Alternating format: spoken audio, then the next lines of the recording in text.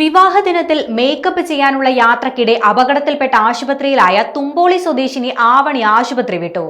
നിശ്ചയിച്ച ദിവസം തന്നെ ആശുപത്രി കിടക്കയിൽ വരൻ ഷാരോൺ ആവണിയെ താലികെട്ടിയിരുന്നു. തന്നെ ശുശ്രൂഷിക്കുകയും വിവാഹമടക്കമുള്ള കാര്യങ്ങൾക്ക് വേണ്ട പിന്തുണ നൽകുകയും ചെയ്ത VPS ലേക്ക് ഷോർ ആശുപത്രി അധികൃതരോട് നന്ദി പറഞ്ഞുകൊണ്ടാണ് ആവണി മടങ്ങിയത്. 12 ദിവസമായിരുന്നു ആവണി ആശുപത്രിയിൽ കഴിഞ്ഞത്. ഒരുപാട് പേരോട് നന്ദിയുണ്ടെന്നും ആത്മവിശ്വാസം വർദ്ധിച്ചുവെന്നുമായിരുന്നു ആവണിയുടെ പ്രതികരണം. നിലവിൽ ചികിത്സയ്ക്കാണ് പ്രാധാന്യം നൽകുന്നതെന്ന് പങ്കാളി ഷാരോണും വ്യക്തമാക്കി. ഒരുപാട് പേർ തനിക്ക് വേണ്ടി പ്രാർത്ഥിച്ചിട്ടുണ്ടെന്നറിയാം.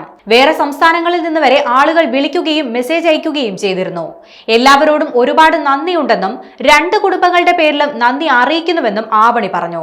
വിവാഹ ദിനത്തിൽ പുലർച്ചെ 3 മണിയോടെ വിവാഹത്തിന് മേക്കപ്പ് ഇടാനായി കുമരകത്തേക്ക് പോകുമ്പോഴായിരുന്നു ആവണിയും 2 ബന്ധുക്കളും സഞ്ചരിച്ച കാർ നിയന്ത്രണം തെറ്റി മരത്തിലിടിച്ച് അപകടമുണ്ടായത്.